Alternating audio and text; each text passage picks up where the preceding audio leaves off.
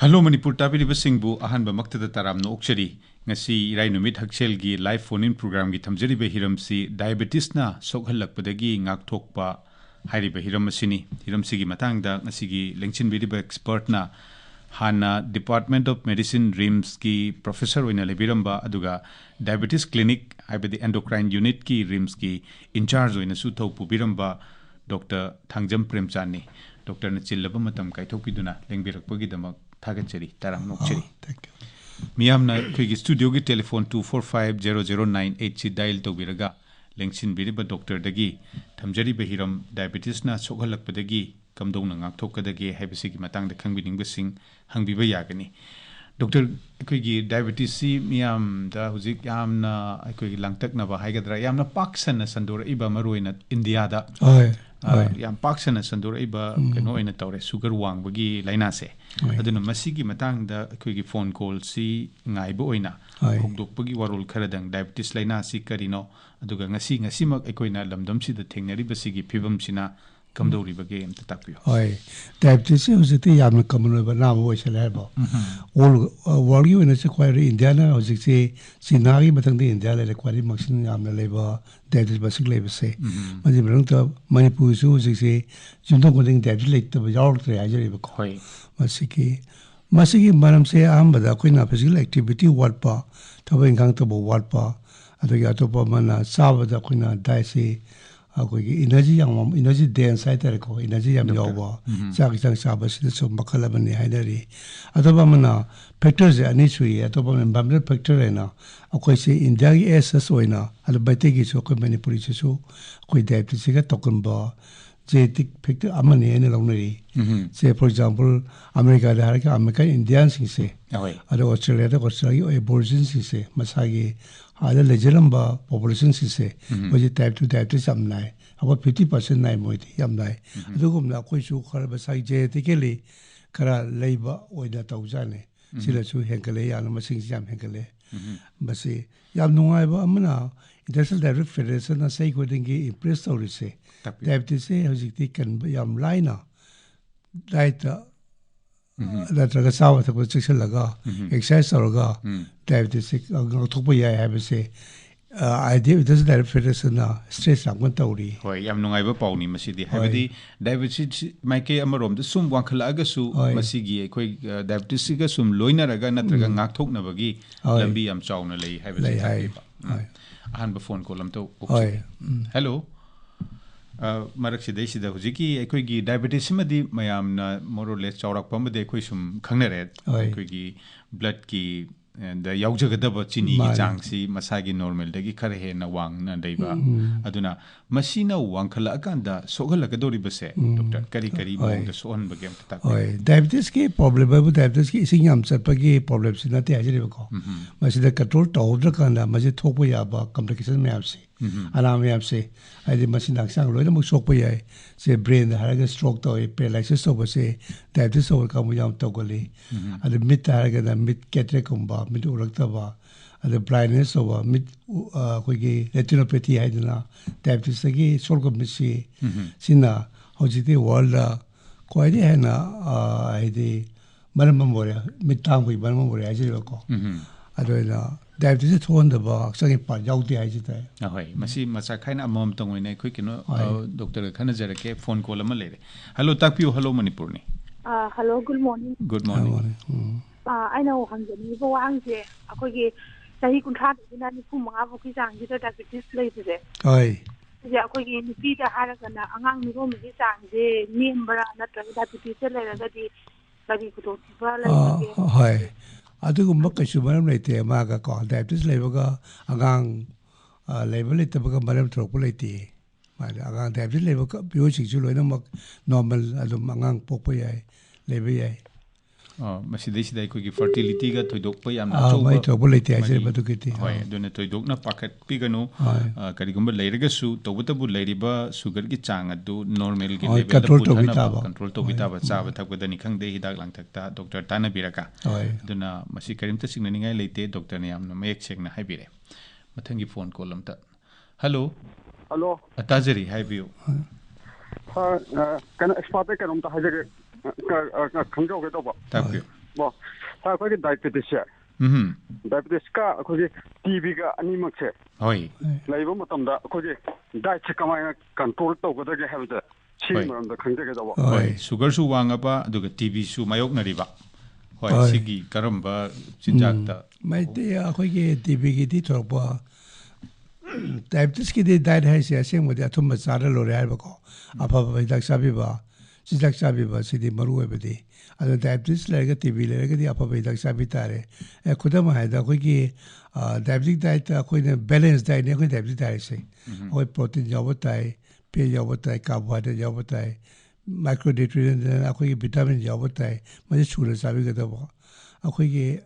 plate ꯃꯦꯊꯗꯅ ꯑꯃ ꯍꯥꯏꯔꯤꯌꯦ international diabetic ꯐꯦꯗꯔꯦꯁꯟꯗ ꯃꯁꯤ ꯈ꯭ꯋꯥꯏꯗꯒꯤ ꯐꯕ ꯕꯦꯂꯦꯟꯁ ꯗꯥꯏꯠꯅꯤ ꯃꯁꯤꯗ ꯄ꯭ꯂꯦꯠ ꯃꯦꯊꯗꯁꯦ ꯄ꯭ꯂꯦꯠꯁꯤ ꯑꯩꯈꯣꯏꯅ ꯂꯧꯔꯦꯗꯀꯣ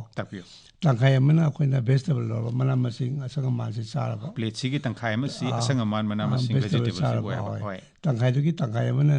ꯑꯩꯈꯣꯏꯒꯤ ꯀꯥꯔꯕꯣꯍꯥꯏꯗ꯭ꯔꯦꯠ ꯍꯥꯏꯗꯅ ꯆꯥꯛ ꯈꯪꯗꯦ ꯇꯟ ꯈꯪꯗꯦ ꯑꯂꯨ ꯈꯪꯗꯦ ꯐꯣꯔ ꯑꯦꯛꯖꯥꯝꯄꯜ ꯌꯨꯔꯣꯄꯤꯌꯟ ꯀꯟꯇ꯭ꯔꯤꯗ ꯑꯂꯨ ꯆꯥꯅꯔꯤꯀꯣ ꯃꯣꯏꯗꯤ ꯑꯩꯈꯣꯏꯅ ꯆꯥꯛ ꯆꯥꯕꯗꯤ ꯑꯩꯈꯣꯏꯅ ꯑꯂꯨ ꯆꯥꯕ ꯌꯥꯗꯦꯁꯦ ꯑꯂꯨ ꯆꯥꯕ ꯌꯥꯗꯦ ꯍꯥꯏꯕ ꯅꯠꯇꯦ ꯆꯥꯛꯀ ꯑꯂꯨꯒ ꯄꯨꯟꯈ꯭ꯔꯒꯗꯤ ꯆꯅꯥꯒꯤ ꯆꯥꯡꯁꯦ ꯀꯥꯔꯕꯣꯍꯥꯏꯗ꯭ꯔꯦꯠꯀꯤ ꯆꯥꯡꯁꯦ ꯍꯦꯟꯈ꯭ꯔꯅꯤ ꯍꯥꯏꯕꯒꯤ ꯋꯥꯅꯤ ꯑꯗꯨꯅ ꯃꯁꯤꯅ ꯄ꯭ꯂꯦꯠꯁꯤꯒꯤ ꯀ꯭ꯋꯥꯇꯔ ꯑꯃ ꯀ꯭ꯋꯥꯇꯔ ꯑꯣꯏꯔꯕ ꯑꯇꯣꯞꯄ ꯀ꯭ꯋꯥꯇꯔꯅ ꯄ꯭ꯔꯣꯇꯤꯟꯒꯤ ꯁꯔꯨꯛ ꯑꯣꯏꯔꯕ ꯄ꯭ꯔꯣꯇꯤꯟꯁꯤꯗ ꯍꯋꯥꯏ ꯑꯣꯏꯕ ꯌꯥꯏ ꯉꯥ ꯑꯣꯏꯕ ꯌꯥꯏ ꯆꯤꯛꯀꯟ ꯑꯣꯏꯕ ꯌꯥꯏ ꯁꯪꯒꯣꯝꯒꯤ ꯄ꯭ꯔꯗꯛ ꯑꯣꯏꯕ ꯌꯥꯏ ꯁꯅꯥꯒꯨꯝꯕ ꯗꯍꯤꯒꯨꯝꯕꯁꯨ ꯌꯥꯏ ꯃꯁꯤ ꯕꯦꯂꯦꯟꯁ ꯗꯥꯏꯠ ꯆꯥꯕꯤꯒꯗꯕ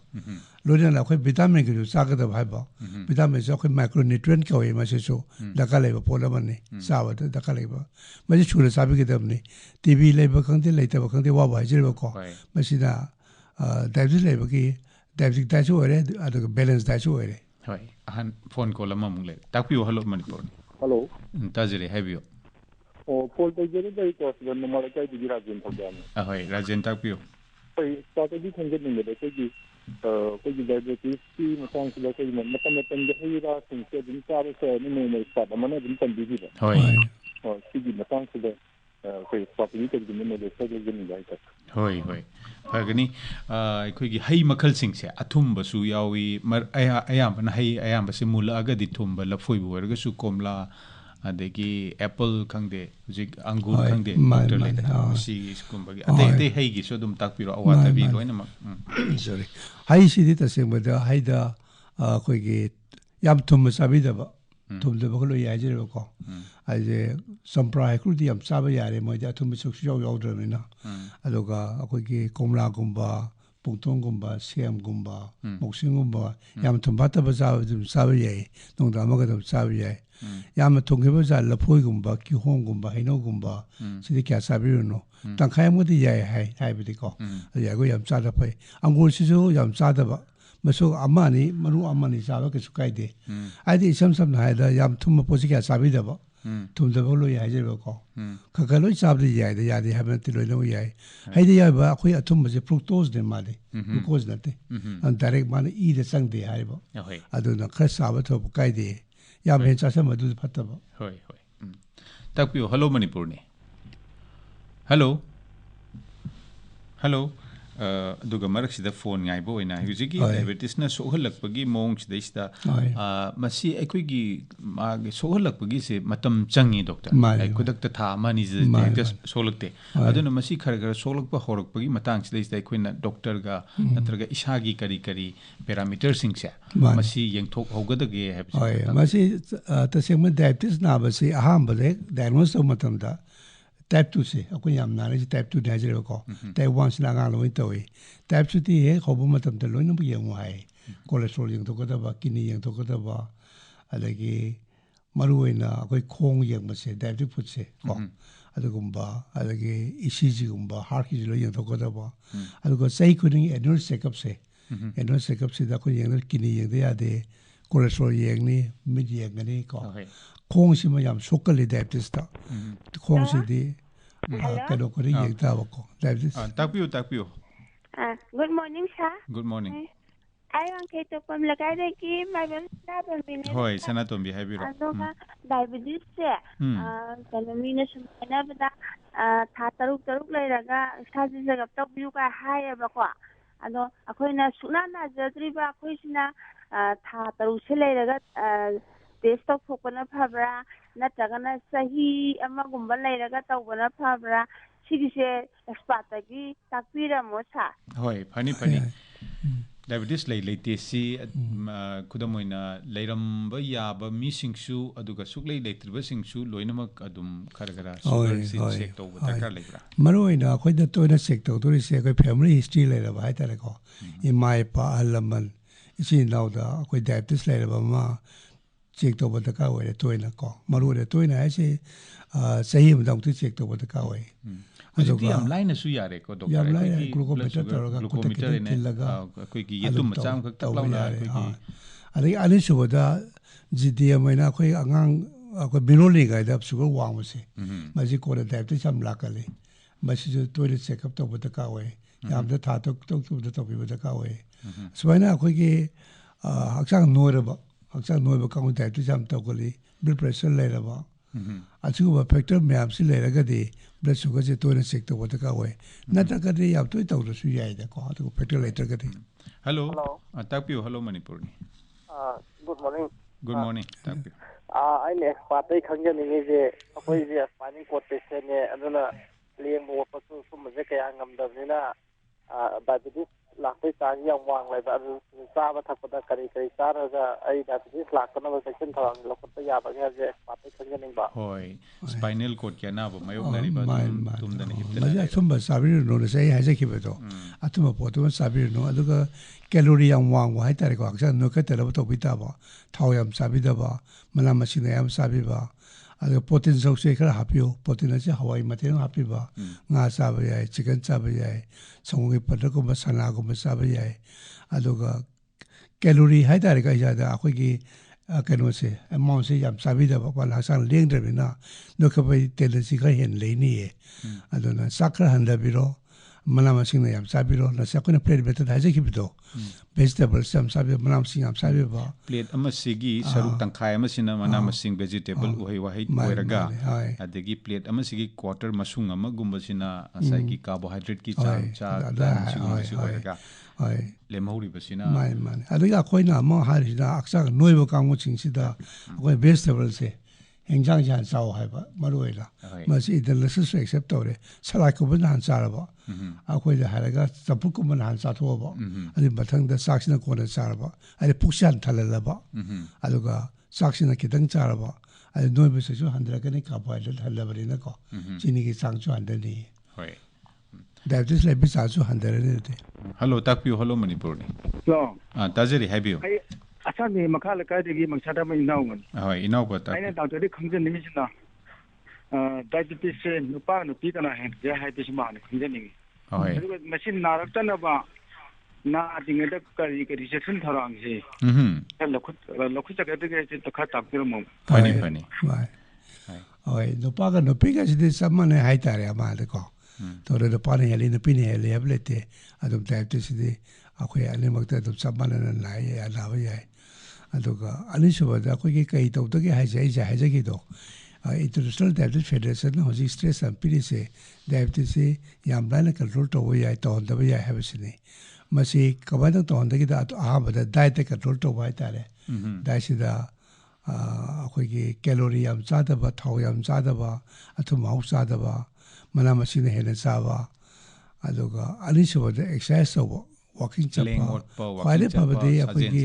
ꯑꯩꯈꯣꯏꯅ ꯑꯦꯛꯁꯔꯁꯥꯏꯁ ꯇꯧꯕꯁꯦ ꯋꯥꯀꯤꯡ ꯆꯠꯄ ꯍꯥꯏꯅꯔꯤꯌꯦ ꯋꯥꯀꯤꯡ ꯆꯠꯄꯁꯤꯗ ꯑꯩꯈꯣꯏꯒꯤ ꯄꯩꯁꯥ ꯇꯤꯡꯗꯦꯗꯣ ꯃꯥꯒꯤ ꯈꯣꯡꯎꯞ ꯐꯖꯕ ꯑꯃ ꯅꯨꯡꯉꯥꯏꯕ ꯑꯃ ꯇꯣꯡꯉ ꯂꯣꯏꯔꯦ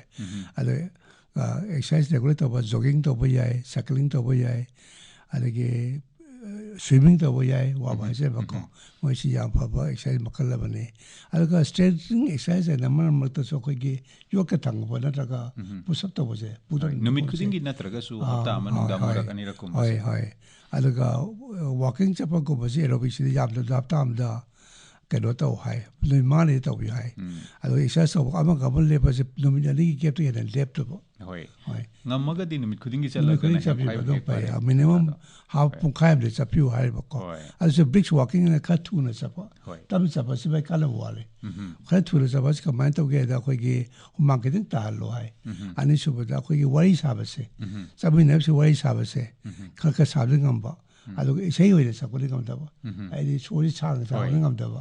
ꯑꯗꯨꯒ ꯋꯥꯔꯤ ꯃꯇꯦꯛ ꯃꯇꯦꯛ ꯁꯥꯕꯗꯤ ꯉꯝꯕ ꯑꯗꯨꯃꯥꯏꯅ ꯊꯨꯅ ꯆꯠꯂꯨ ꯍꯥꯏ ꯑꯗꯨꯒ ꯀꯥꯟꯅꯕ ꯍꯦꯜꯂꯤ ꯑꯦꯛꯁꯔꯁꯥꯏꯁ ꯇꯧꯕꯒꯤ ꯇꯥꯛꯄꯤꯌꯨ ꯍꯜꯂꯣ ꯃꯅꯤꯄꯨꯔꯅꯤ ꯍꯜꯂꯣ ꯇꯥꯖꯔꯤ ꯍꯥꯏꯕꯤꯌꯨ ꯐꯣꯟ ꯇꯧꯖꯔꯛꯂꯤꯕ ꯑꯩ ꯇꯣꯛ ꯂꯩꯀꯥꯏꯗꯒꯤ ꯅꯅꯥꯎ ꯍꯥꯏꯕꯤꯌꯨ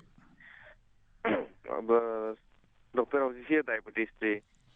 ꯑꯩꯈꯣꯏꯒꯤ ꯃꯈꯜ ꯃꯌꯥꯝ ꯍꯥꯏꯅꯔꯤ ꯃꯌꯥꯝ ꯑꯩꯈꯣꯏ ꯇꯥꯕꯗꯁꯨ ꯍꯦꯛ ꯑꯥꯂꯨ ꯆꯥꯕꯁꯨ ꯌꯥꯗꯦ ꯀꯥꯏꯅ ꯁꯨꯝ ꯍꯥꯏꯅꯕꯁꯨ ꯌꯥꯎꯋꯤ ꯁꯨꯝ ꯄꯥꯈꯠꯄ ꯍꯥꯏꯗ ꯃꯣꯏꯒꯤ ꯂꯥꯏꯐ ꯑꯦꯛꯁꯄꯥꯟꯁꯟꯁꯤꯕꯨ HIV ꯄꯣꯖꯤꯇꯤꯚ ꯑꯣꯏꯔꯛꯄꯗꯒꯤ ꯃꯈꯣꯏꯅ ꯍꯦꯟꯅ ꯑꯁꯨꯝ ꯋꯥꯔꯤ ꯑꯣꯏꯅ ꯍꯥꯏꯅꯕꯗ ꯗꯥꯏꯕꯦꯇꯤꯁ ꯅꯥꯕꯕꯨꯗꯤ AIDS ꯅꯥꯕꯅ ꯐꯩ ꯀꯥꯏꯅ ꯍꯥꯏꯅꯕꯗ ꯁꯨꯝ ꯑꯃ ꯂꯩ ꯃꯁꯤ ꯈꯤꯇꯪ ꯀꯣꯛꯅꯕꯒꯤꯗꯃꯛꯇ ꯑꯩꯈꯣꯏ ꯗꯣꯛꯇꯔꯅ ꯑꯃꯨꯛꯇ ꯐꯅꯤ ꯗꯣꯛꯇꯔꯗꯒꯤ ꯇꯥꯕꯤꯔꯝꯅꯕ ꯗꯥꯏꯕꯦꯇꯤꯁ ꯃꯈꯜꯁꯦ ꯑꯍꯥꯟꯕꯗ ꯑꯩꯈꯣꯏ ꯗꯥꯏꯕꯦꯇꯤꯁ ꯃꯈꯜꯁꯦ ꯑꯌꯥꯝꯕ 95% ꯑꯩꯈꯣꯏꯒꯤ 95%ꯗꯤ ꯇꯥꯏꯞ 2 ꯗꯥꯏꯕꯦꯇꯤꯁ ꯀꯧꯏ ꯇꯥꯏꯞ 2 ꯗꯥꯏꯕꯦꯇꯤꯁꯇ ꯑꯩꯈꯣꯏ ꯆꯍꯤ ꯈꯔ ꯌꯥꯝꯃꯒ ꯇꯧꯕꯁꯦ ꯍꯧꯖꯤꯛꯄꯨꯗꯤ ꯅꯍꯥꯗꯁꯨ ꯑꯉꯥꯡꯗꯁꯨ ꯇꯥꯏꯞ 2 ꯗꯥꯏꯕꯦꯇꯤꯁ ꯂꯥꯛꯑꯦ ꯍꯛꯆꯥꯡ ꯅꯣꯏꯕ ꯍꯦꯟꯕꯁꯤ ꯐꯦꯛꯇꯔ ꯑꯃꯅꯤ ꯑꯗꯒꯤ ꯑꯦꯛꯁꯔꯁꯥꯏꯖ ꯋꯥꯠꯄ ꯁꯥꯟꯅꯕ ꯋꯥꯠꯂꯛꯄ ꯃꯁꯤꯗ ꯐꯦꯛꯇꯔ ꯑꯣꯏꯔꯒ ꯑꯉꯥꯡꯗꯁꯨ ꯆꯍꯤ 35-36ꯒꯤ ꯑꯉꯥꯡꯗꯁꯨ ꯗꯥꯏꯕꯦꯇꯤꯁ ꯂꯥꯛꯄ ꯌꯥꯎꯔꯦ ꯑꯗꯣ ꯇꯥꯏꯞ 2 ꯗꯥꯏꯕꯦꯇꯤꯁꯇꯤ ꯃꯥꯗꯤ ꯏꯟꯁꯨꯂꯤꯟ ꯂꯧꯖꯩ ꯃꯁꯥꯒꯤ ꯑꯣꯏꯅ ꯃꯣꯏꯗꯤ ꯑꯗꯨꯗ ꯑꯦꯛꯁꯔꯁꯥꯏꯖ ꯇꯧꯔꯒ ꯗꯥꯏꯠ ꯀꯟꯇ꯭ꯔꯣꯜ ꯇꯧꯔꯒ ꯑꯗꯨ ꯍꯧꯕꯗꯗꯤꯕ 50%ꯗꯤ 50-50ꯗꯦꯕꯀꯣ ꯑꯗꯨꯝ ꯐꯕ ꯌꯥꯏ ꯍꯥꯏꯅꯔꯤ ꯇꯥꯏꯞ 2 ꯗꯥꯏꯕꯦꯇꯤꯁꯁꯦ ꯇꯥꯏꯞ 1 ꯗꯥꯏꯕꯦꯇꯤꯁꯅ ꯑꯩꯈꯣꯏ ꯑꯉꯥꯡ ꯄꯤꯛꯉꯩ ꯅꯥꯕꯁꯤꯗꯤ ꯃꯁꯤꯗꯤ ꯏꯟꯁꯨꯂꯤꯟ ꯀꯥꯞꯇꯕ ꯁꯨꯡꯌꯥ ꯌꯥꯗꯦ ꯃꯁꯥꯗ ꯏꯟꯁꯨꯂꯤꯟ ꯌꯥꯎꯗꯕ ꯃꯥ ꯏꯟꯁꯨꯂꯤꯟ ꯄꯨꯊꯣꯛꯄ ꯉꯝꯗꯕ ꯕꯤꯇꯥ ꯁꯦꯜꯁꯤꯅ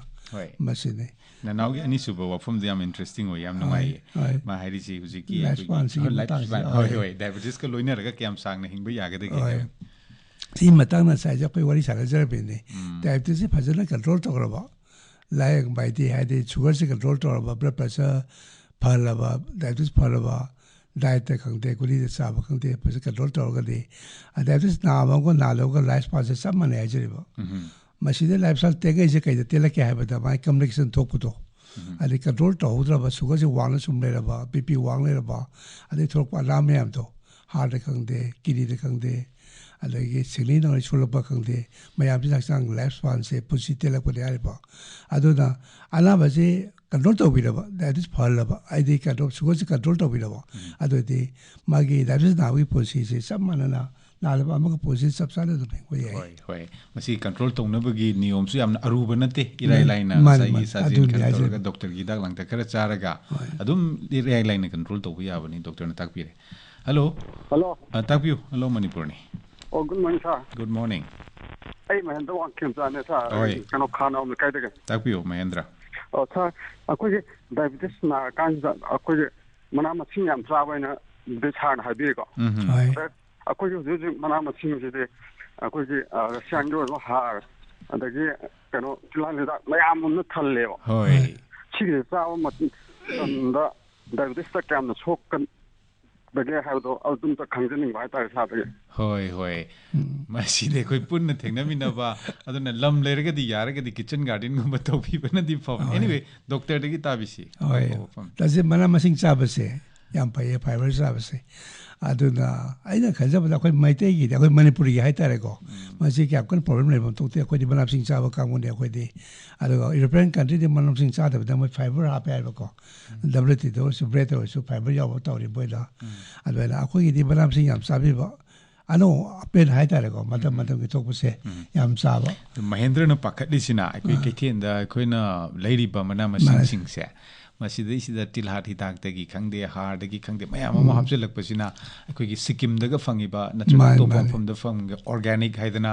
ꯁꯤꯒꯨꯝꯕꯒꯤ ꯀꯩꯅꯣ ꯑꯃꯠꯇ ꯌꯥꯎꯗ꯭ꯔꯕ ꯄꯤꯌꯣꯔꯂꯤ ꯌꯥꯝꯅ ꯍꯛꯆꯥꯡꯗꯁꯨ ꯐꯩ ꯍꯥꯏꯔꯤꯕ ꯃꯗꯨꯒ ꯀꯌꯥꯝ ꯈꯦꯠꯅꯔꯝꯒꯗꯒꯦ ꯍꯥꯏꯕꯁꯤ ꯃꯁꯤ ꯍꯣꯏ ꯑꯁꯤꯁꯨ ꯀꯩꯅꯣ ꯑꯃꯅꯤ ꯑꯅꯧꯕ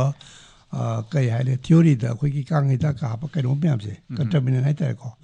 ꯃꯁꯤꯁꯨ ꯗꯥꯏꯕꯦꯇꯤꯁ ꯊꯣꯛꯍꯟꯕꯒꯤ ꯃꯔꯝ ꯑꯃꯅꯤ ꯍꯥꯏꯅ ꯄꯨꯊꯣꯔꯛꯏ ꯃꯁꯤ ꯑꯩꯈꯣꯏꯒꯤ ꯃꯁꯤꯁꯨ ꯑꯐꯕꯗꯤ ꯅꯠꯇꯦ ꯈ꯭ꯋꯥꯏꯗꯒꯤ ꯐꯕꯗꯤ ꯑꯩꯈꯣই ꯑꯁꯦꯡꯕ ꯆꯥꯕꯁꯤꯅ ꯈ꯭ꯋꯥꯏꯗꯒꯤ ꯐꯕꯖꯥꯠꯅꯤ ꯑꯗꯨꯅꯗꯤ ꯃꯁꯤ ꯑꯩꯈꯣꯏ ꯄꯨꯟꯅ ꯂꯝꯗꯝꯁꯤꯗ ꯂꯩꯃꯤꯟꯅꯔꯤꯕ ꯃꯅꯥ ꯃꯁꯤꯡ ꯄꯨꯊꯣꯛꯄꯤꯔꯤꯕꯕꯨ ꯑꯣꯏꯔꯕꯁꯨ ꯀꯩꯅꯣ ꯑꯜꯇꯤꯃꯦꯠꯂꯤ ꯃꯁꯤ ꯀꯩꯊꯦꯜ ꯌꯧꯔꯛꯑꯒꯗꯤ ꯑꯩꯈꯣꯏ ꯄꯨꯟꯅ ꯆꯥꯔꯒ ꯑꯟꯗꯔꯁꯇꯦꯟꯗꯤꯡ ꯑꯃ ꯂꯩꯕ ꯗꯔꯀꯥꯔ ꯑꯣꯏ ꯍꯥꯏꯕ ꯁꯤ ꯐꯠꯇꯦ ꯍꯥꯏꯕꯁꯤꯃꯗꯤ ꯗꯥꯏꯕꯦꯇꯤꯁꯇ ꯑꯇꯩ ꯑꯅꯥꯕ ꯀꯌꯥꯁꯨ ꯄꯣꯛꯇꯣꯏꯅꯤ ꯃꯥꯅꯤ ꯑꯀꯤꯕ ꯃꯌꯥꯝ ꯑꯃ ꯊꯣꯛꯂꯛꯄ ꯌꯥꯕꯅꯤꯅ ꯃꯁꯤ ꯗꯥꯏꯕꯦꯇꯤꯁ ꯈꯛꯇꯁꯨ ꯅꯠꯇꯦ ꯍꯜꯂꯣ ꯇꯥꯛꯄꯤꯌꯨ hello good morning sir good morning ꯇꯥꯛꯄꯤꯌꯨ ค่ะแล้วเนี่ยดร.ตะกี้ครั้งที่1จะค่ะꯑꯩꯈꯣꯏꯒꯤ ꯗꯥꯏꯕꯦꯇꯤꯁꯁꯦ ꯑꯅꯣꯏꯕ ꯈꯛꯇꯗꯅ ꯗꯥꯏꯕꯦꯇꯤꯁ ꯅꯥꯕ꯭ꯔꯥ ꯃꯌꯥꯡ ꯀꯪꯕꯗꯗꯤ ꯅꯥꯗꯕ꯭ꯔꯥ ꯑꯗꯨꯒ ꯑꯃꯅ ꯑꯩ ꯏꯁꯥꯁꯨ ꯑꯗꯨꯝ ꯈꯔ ꯑꯗꯨꯝ ꯅꯣꯏꯖꯩꯌꯦꯕ ꯁꯥ ꯑꯗ ꯅꯣꯏꯕ ꯍꯥꯏꯁꯤꯅ ꯌꯥꯝ ꯀꯟꯅ ꯋꯥꯗꯅ ꯆꯠ ꯉꯝꯖꯗꯕꯗꯤ ꯅꯠꯇꯕ ꯑꯩꯈꯣꯏꯒꯤ ꯍꯤꯡꯒꯣꯜ ꯁꯝꯕꯁꯨ ꯑꯗꯨꯝ ꯀꯣꯏ ꯑꯩꯈꯣꯏ ꯅꯣꯏꯕꯁꯦ ꯑꯗꯨꯒ ꯋꯥꯛꯀꯤꯡꯁꯨ ꯑꯗꯨꯝ ꯆꯠꯆꯩꯌꯦꯕ ꯁꯥ ꯃꯁꯤ ꯑꯩꯈꯣꯏꯒꯤ ꯗꯥꯏꯕꯦꯇꯤꯁꯇꯒꯤ ꯅꯥꯔꯛꯇꯅꯕꯁꯦ ꯑꯩꯈꯣꯏꯒꯤ ꯋꯥꯛꯀꯤꯡ ꯆꯠꯄ ꯍꯤꯡꯒꯣꯜ ꯁꯝꯕꯜ ꯁꯨꯕꯁꯤꯅꯁꯨ ꯑꯩꯈꯣꯏ ꯍꯛꯆꯥꯡꯗ ꯁꯨꯝ ꯈꯔ ꯀꯟꯇ꯭ꯔꯣꯜ ꯇꯧꯕ꯭ꯔꯥꯅ ꯑꯩ ꯗꯣꯛꯇꯔꯗꯩ ꯈꯪꯖꯒꯦ ꯇꯧꯖꯔꯛꯄꯅꯤ ꯁꯥꯔ ꯐꯅꯤ ꯑꯅꯣꯏꯕꯒ ꯅꯣꯏꯕꯁꯤ ꯇꯁꯦꯡꯕꯗꯤ ꯑꯩ ꯍꯥꯟꯅꯁꯨ ꯍꯥꯏꯖꯈ꯭ꯔꯦ ꯗꯥꯏꯕꯦꯇꯤꯁꯁꯦ ꯃꯥꯒꯤ ꯀꯣꯁ ꯃꯔꯝꯁꯦ ꯏꯟꯁꯨꯂꯤꯟ ꯔꯦꯖꯤꯁꯇꯦꯟꯁ ꯍꯥꯏꯕ ꯑꯃꯒ ꯏꯟꯁꯨꯂꯤꯟ ꯔꯦꯖꯤꯁꯇꯦꯟꯁ ꯀꯃꯥꯏꯅ ꯇꯧꯗꯦ ꯏꯟꯁꯨꯂꯤꯟꯁꯦ ꯑꯦꯛꯁꯥꯏ ꯂꯩꯖꯔꯒꯁꯨ ꯍꯛꯆꯥꯡꯗ ꯁꯤꯖꯤꯟꯅꯕ ꯉꯝꯗꯕ ꯑꯗꯨꯒ ꯑꯅꯤꯁꯨꯕꯅ ꯏꯟꯁꯨꯂꯤꯟ ꯋꯥꯠꯄ ꯑꯃꯒ ꯀꯣ ꯃꯁꯤꯗ ꯏꯟꯁꯨꯂꯤꯟ ꯋꯥꯠꯄꯁꯤꯅ ꯍꯛꯆꯥꯡꯒꯤ ꯄꯦꯟꯀ꯭ꯔꯤꯌꯥꯁꯇꯒꯤ ꯕꯤꯇꯥ ꯁꯦꯜꯗꯒꯤ ꯏꯟꯁꯨꯂꯤꯟ ꯄꯨꯊꯣꯛꯄ ꯉꯝꯗꯕ ꯑꯗꯣ ꯍꯛꯆꯥꯡ ꯅꯣꯏꯕꯁꯦ ꯏꯟꯁꯨꯂꯤꯟ ꯔꯦꯖꯤꯁꯇꯦꯟꯁ ꯑꯣꯏꯕꯒꯤ ꯃꯔꯝ ꯑꯃꯅꯤ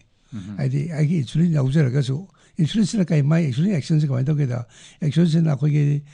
ꯕ꯭ꯂꯗ ꯁꯨꯒꯔꯁꯦ ꯍꯟꯊꯍꯟꯗꯣꯏꯅꯦ ꯃꯥꯅ ꯍꯛꯆꯥꯡꯗ ꯆꯪꯍꯟꯗꯣꯏꯅꯦ ꯍꯛꯆꯥꯡ ꯀꯌꯥꯁꯤꯡ ꯆꯪꯍꯟꯗꯣꯏꯅꯦ ꯑꯗꯨꯅ ꯂꯦꯡ ꯑꯣꯠꯄ 에너지 ꯄꯤꯗꯣꯔꯤꯕꯅꯦ 에너지 ꯄꯤꯗꯣꯏꯅꯦ ꯑꯗꯨꯒ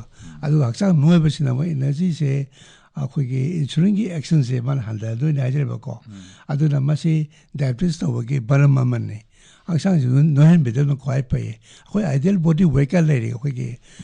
ꯃꯤ ꯑꯃꯅ ꯀꯌꯥꯝ ꯂꯨꯝꯒꯗꯒꯦ ꯆꯥꯡ ꯑꯃ ꯂꯩ ꯍꯥꯏꯖꯔꯤꯕꯀꯣ ꯆꯥꯎꯔꯥꯛꯅ ꯃꯁꯤ ꯑꯩꯈꯣꯏꯅ ꯗꯥꯛꯇꯔꯁꯤꯡꯅ ꯌꯥꯝ ꯂꯥꯏꯅ ꯄꯥꯕꯗ ꯁꯦ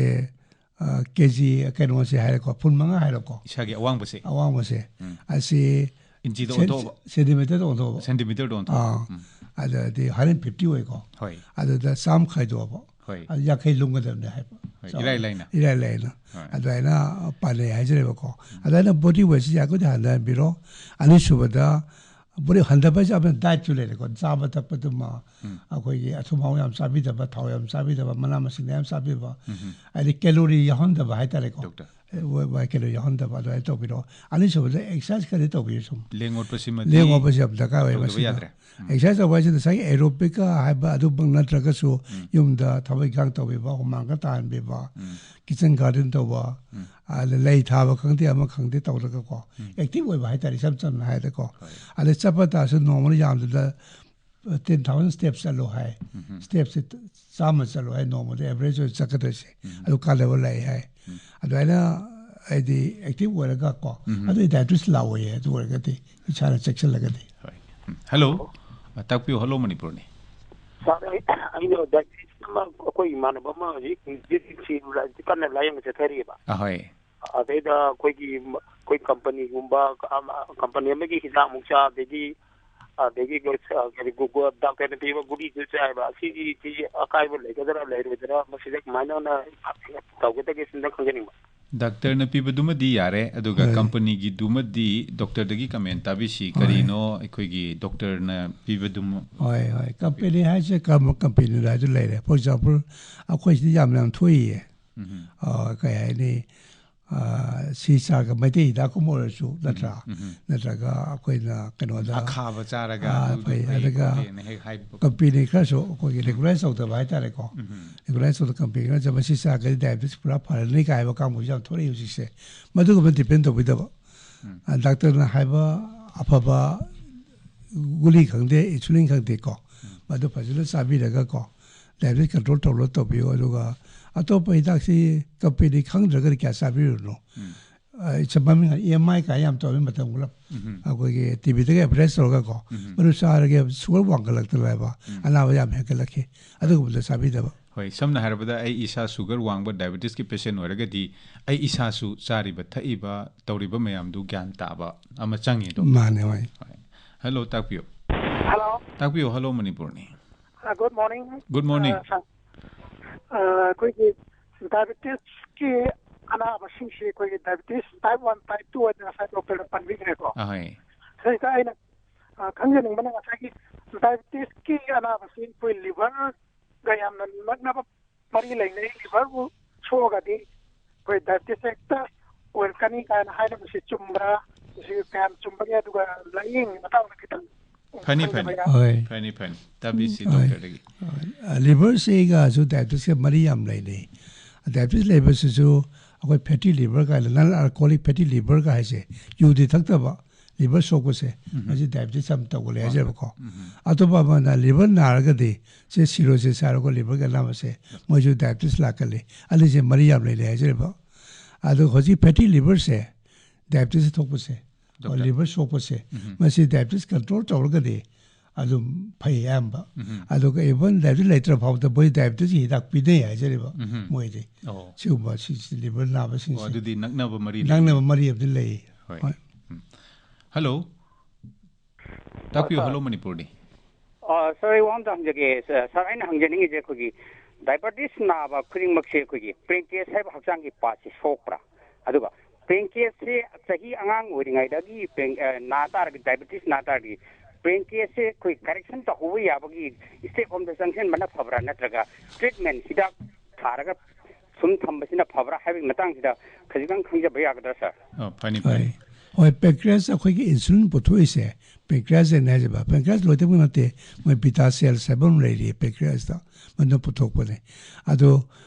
अजे आजे दो ताइवान डायबिटीज साइबा अंगांग वदे तो डायबिटीज तो बसे मोदी बीटा सेल से डैमेज तो करे बोदी